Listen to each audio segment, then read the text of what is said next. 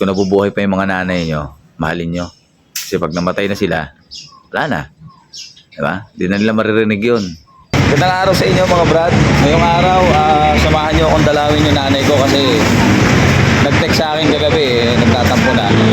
Hindi ko raw siya nadadalaw. So, ngayong araw, dadalawin ko na kasi kakahiya naman, di ba? So, bago yun, bibili muna ako ng, magkano bulaklak? 80 po. Yung pang mahirap lang. 80 So, ito na mga brad, oh. Malapit na tayo mga brad, no? Si Hermat kasi medyo sa taas nagpalipat yun, eh. Medyo mataas talaga. Ayun, oh. Ang taas, brad, oh. Oh, yun siya. Kung mahirap, tatawagin mo ng mami kasi para magmukha kang mayaman, di ba? Ayan, oh. Yun. May ilaw pa. Ayan. Ito mga brad, papakita ko sa inyo, ah. Yun. Kita nyo? Alright.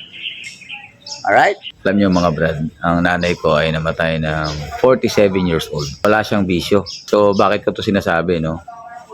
Kung ikaw na mahilig ka magbisyo, may panahon ka pa para mag-iiwas. Alright?